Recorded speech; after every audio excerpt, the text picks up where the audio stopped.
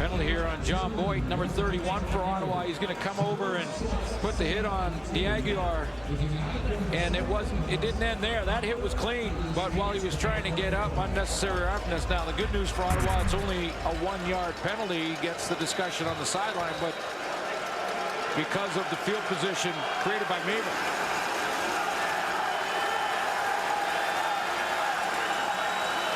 Longest field possible. And DeMarco trying to go deep and not on the same page there as that ball falls incomplete, well away from the intended target, Ernest Jackson. Well, there were two. I mean, Ernest Jackson was one, and it looked like Maurice Price was the other. There's Ernest Jackson, and there's Price, and I'm not sure who the intended target was here, but it was over the wrong shoulder to Ernest Jackson, and then Price tried to get involved, and it was kind of outside of both of them. 2nd and 10. Here comes pressure. DeMarco hit, got it away, and incomplete. Ellingson unable to lunge for that. Yeah, you're right about that pressure. They're dialing it up for Calgary Stampeders, and it's Juwan Simpson. But when Junior Turner's getting the push that he's getting, and there's Turner again, there's Simpson timing it up the blitz nicely. And you get Deron Mayo again off the edge. So little inside move by Junior Turner. He gets the first pressure. That O-line for Ottawa is having problems with that linebacker stunt and blitz package. 7 consecutive 2-and-outs, and they'll concede the safety. It's now 34-3. Juwan Simpson's applied heat, and Junior Turner has been a force all night long.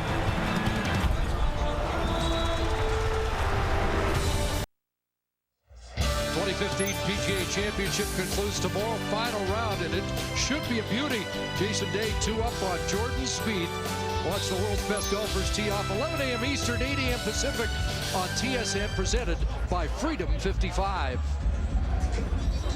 It's surprising that Henry Burris is showing no sign of injury on the sideline. Just working with Jason Moss there.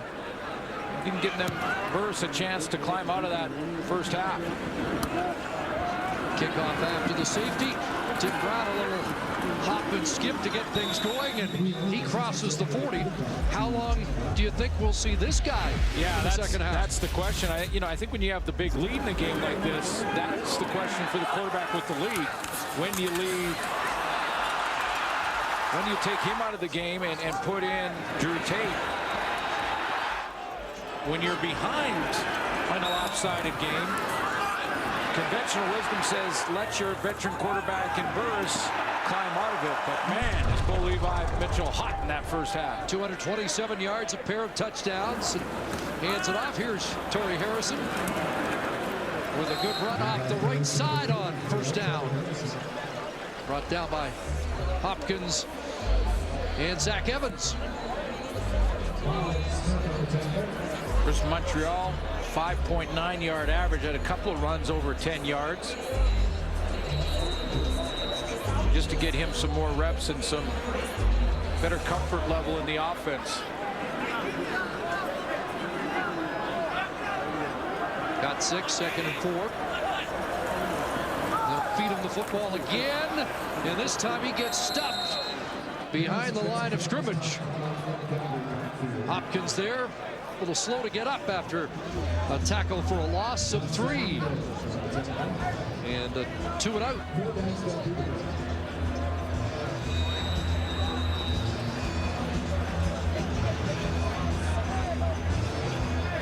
So 6 2-and-outs for the Stamps, who, when they haven't gone 2-and-out, have seemed to score touchdowns.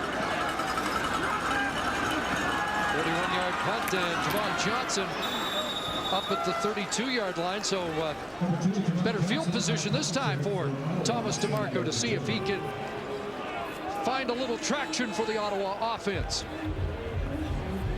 Yeah, and you wonder with Rick Campbell and with Jason Moss, is this to allow Burrs to watch a couple of series from the sideline, or have they made the change and they want to see if Thomas DeMarco can provide maybe a spark and get the offense rolling a little bit? But I'm a little surprised, I have to say. Last year, 38-17. Redblacks lost at McMahon. And straight ahead. Decent first down production for Jeremiah Johnson. The other thing, Chris, is that Henry Burris didn't fumble 2 punts and give Bo Levi Mitchell in his own end. And Mitchell put 2 quick scores on the board off those turnovers. That wasn't on Henry Burris. It wasn't his best half, but it wasn't his fault either. But as durable as he is, maybe they're thinking, let's use this to give the other guy some reps and to make sure not too much damage is done to the starting guy with Toronto on the horizon next week. You don't like that idea. I don't like that idea at all. I'm worried about the message that, you know, with a half of football to go, that you're basically conceding that you're just going to get your backup some reps. You know, we've seen that no lead is safe in the CFL, and this is an enormous mountain, but I don't like that message.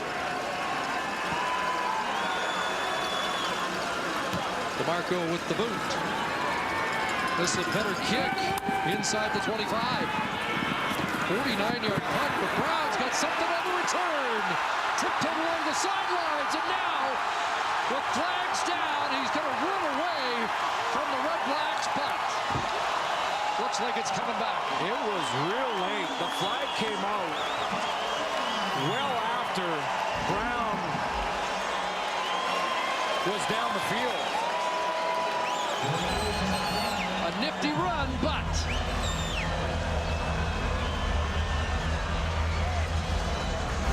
during the run back, illegal block, Calgary, 10-yard penalty, first down Calgary.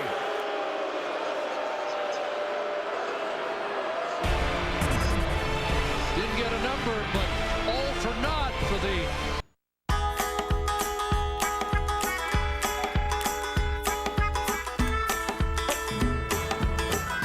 Redeem your Petro points for snacks, drinks, and more. More happy returns from Canada's gas station. Didn't get a number on the penalty, but there were 2 that were real close. Adam Tebow on the sideline, he's going to get a push from behind, and William Langley inside. That one, the Langley block was a close one. I'd say that'd be marginal, but Tebow right there did see the name tag.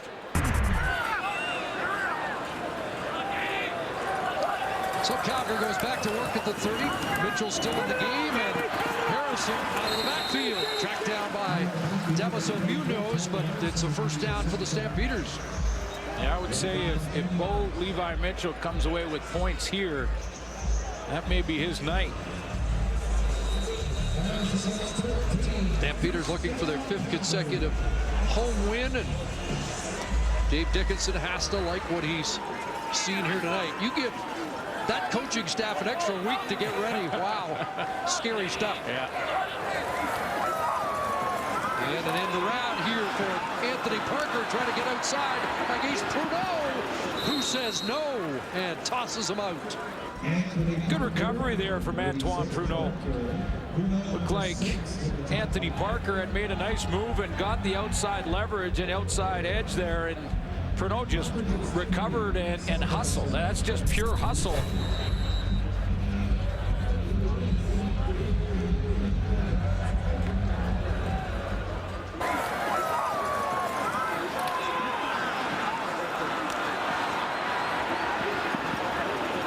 Make-up speed for Pruneau and limits the damage to 3. Pass in the flat, and Harrison breaks a tackle and has a first down. Did a little tightrope back. Well, let's see where they're going to mark him. They will mark him out. Did not stay in bounds, and the punt team will have to come on.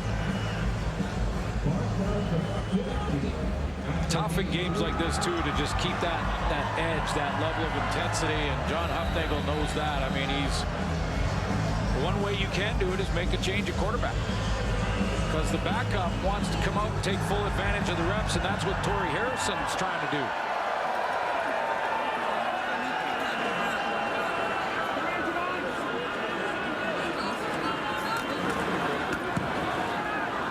Turnover lets it fly. And another issue. And did Javon Johnson lose it? Yes, he did. Joe Burnett's got it. Third time tonight. They'll be looking for a punt returner in Ottawa after this nightmare's night in Calgary. Our sack tally brought to you by Purolator. Tackling hunger, a promise we can all help deliver, and the Tackle Hunger Drive here in Calgary tonight. 4-1 for Calgary in that department tonight. Bo Levi Mitchell getting involved. I don't always tackle, but when I do, it's hunger. Most interesting man here in Calgary right now. He's been the most dynamic man in Calgary. The fans helping support a terrific cause. Over 68,000 pounds donated prior to this game tonight.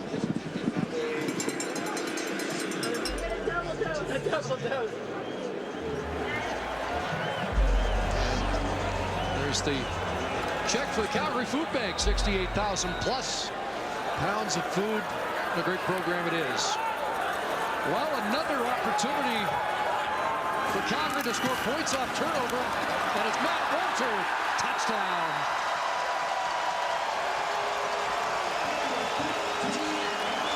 Six-yard run.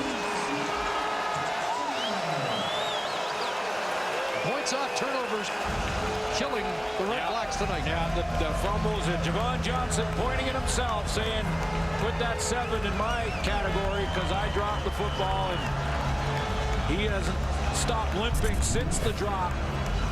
Matt Walters getting a chance to just pound it in there on the inside trap run play, and he just crashes over that goal line, and that may be it for Mitchell. First touchdown of the year for Walter.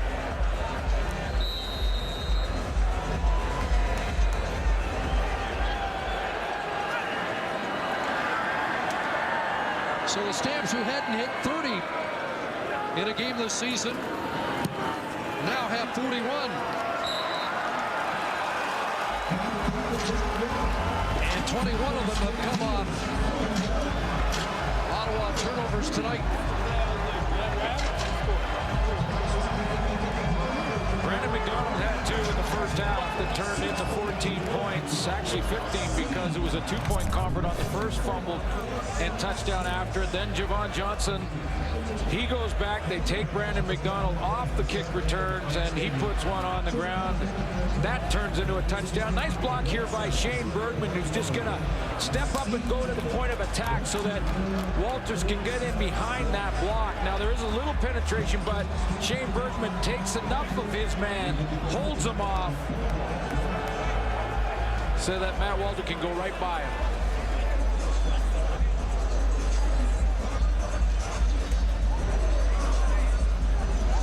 Good night for that rebuilt Calgary offensive line that has been ravaged by injuries. Long night for a couple of veterans, Brandon McDonald and now Javon Johnson.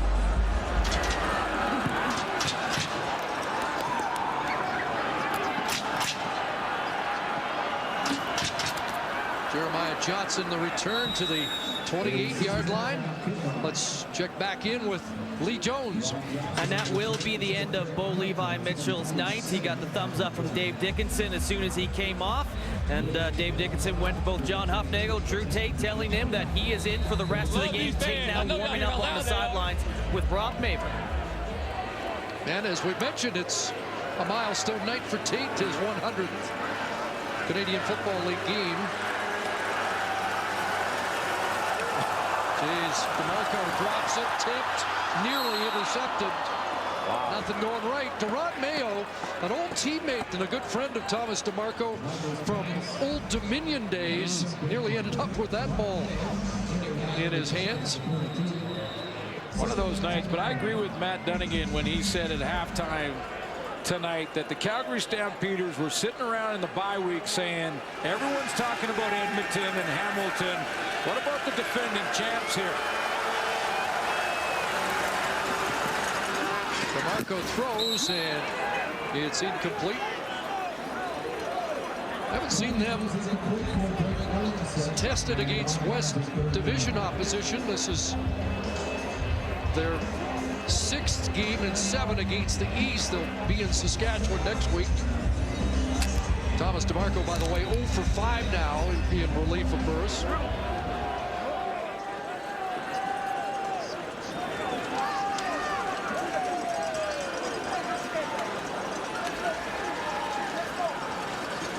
DeMarco getting set to punt again to Tim Brown.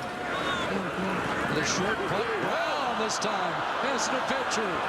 Looks like no yards on the play. Buddy Jackson backs up his teammate Tim Brown. We'll share your best game day pictures and videos on Twitter, Instagram, or Facebook using the hashtag MarksFanCam, and you could be featured on the CFL on TSN. No yards penalty. Now, often you see in a game an extended drive, an 11-12 play touchdown drive. Tonight, Calgary's 5 touchdown drives have been accomplished in 12 plays. 2-play drive, 4 plays, 1 play, 4 plays, 1 play. Off turnovers. And the field position has been like this to start almost all night long. Walter back in, and he gets drilled. Big hit supplied by Zach Evans, former member of the Regina Thunder. Well, games like this, great opportunity for coaches to get that backup quarterback. In Drew Tate's case, he's a veteran, 9 years, Calgary. You mentioned his 100th game. Hey, tell him you don't want the camera. I don't want the camera. Hey, put it on the O-line, man. Levi Mitchell's night. Y'all all been talking shit about him. Go put it on the O-line. That's what I'm talking about. Want to get the old lineman some love. There's Tate in trouble, and he gets brought down. Looked like that was one of the newcomers. Little John, just acquired in the last couple of weeks out of North Dakota State.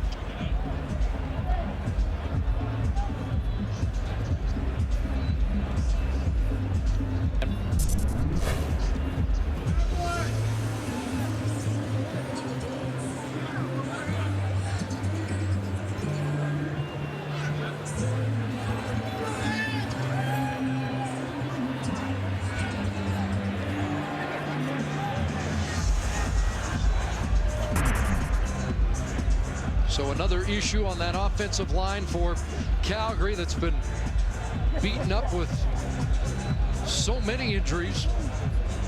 Guy looking on more than anybody right now is Bo, Levi Mitchell, who's just told us, put the camera on the O-line because they're really coming together, and that's a rebuilt offensive line. So Pierre Lavertu, number 1 pick, 2014, up onto his feet.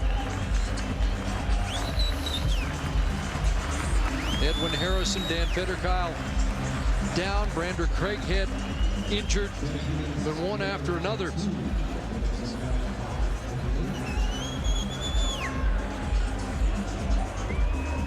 Brad Erdos is going to go out and move to center, it looks like, as he works on the sideline on the shotgun snaps. I think he's a contender for the John Gott lookalike contest.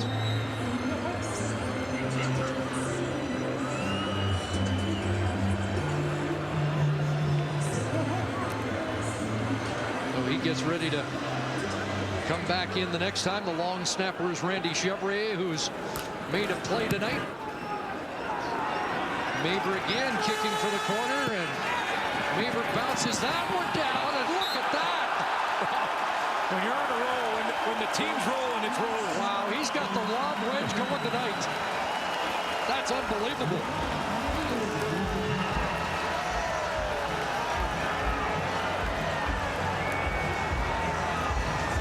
That's been a difference tonight, and whether it be returners for Ottawa dropping the Maber punts or Maber putting it right out of bounds inside the 5-yard line. Done it a couple of times tonight, 7 times inside the 10 coming into this game tonight. So one out at the 2, and now even better here. And Thomas DeMarco looking at another long field, still trying to record his first completion of the season. From the end zone. Gonna air this one out, and intended for Ellingson, incomplete. Joe Burnett on that corner with the breakup. That's an interesting story in and of itself. Joe Burnett winning the job from Buddy Jackson. Jackson got hurt in the Ottawa game and continued to stay on the field, and then got beat a couple times, had a bit of a rough second half. Especially the big play by Chris Williams. And we haven't mentioned that as well for Ottawa. Chris Williams out of the lineup again tonight, but Joe Burnett won the job. 2nd and 10. Underneath it goes. Ellingson the catch. And can't get through the traffic. He'll be stopped short of a first down. Charleston Hughes the tackle, and it's 10 consecutive 2-and-outs for this Calgary defense. Thomas DeMarco stayed there to kick again this time, but to the sideline to see if he's going to kick it out of his own end zone to a guy who just had one for a touchdown called back. Or does he give up? The Browns waiting on Ottawa's side of midfield. They're going to let him kick away. And he gets away a good one. Backs Brown up to his own 50, but now back into Redblack territory. And down around the 46-yard line, a 52-yard punt, but boy, Calgary field position has been quite a story, and Brad Erdos comes out to play center on this next series. Paul Swiston will move to right guard. Swiston getting action in his 3rd game.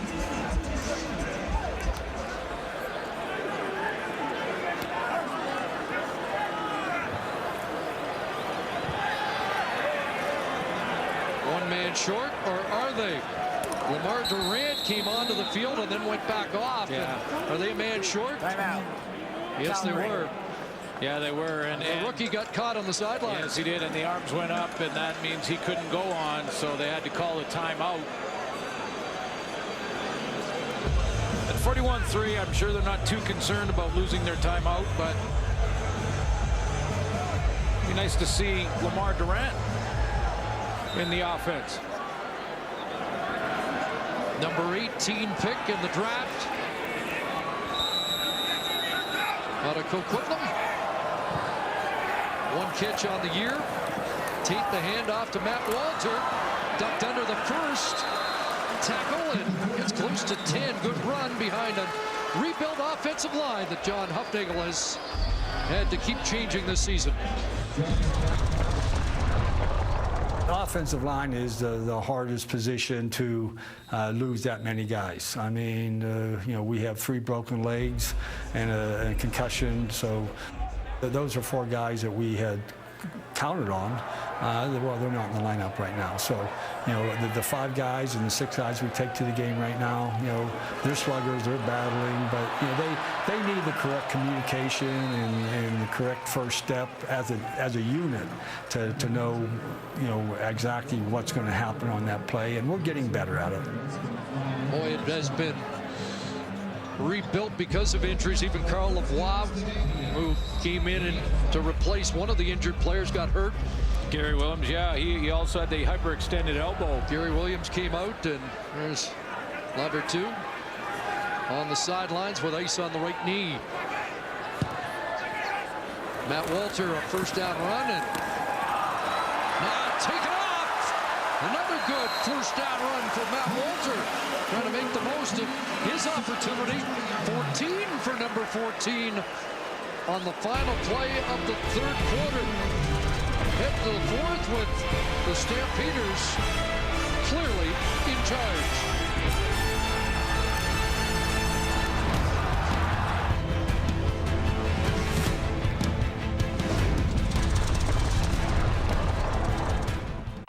It's in the game, and it's around the game.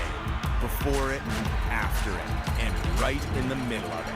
It's what you'd expect, and it's what you'd never have guessed. It's simple and not so simple. It's hard to explain, but whatever it is, it's more than just the game. Great Canadian football. CFL single game tickets now on sale. Go to cfl.ca/tickets for details.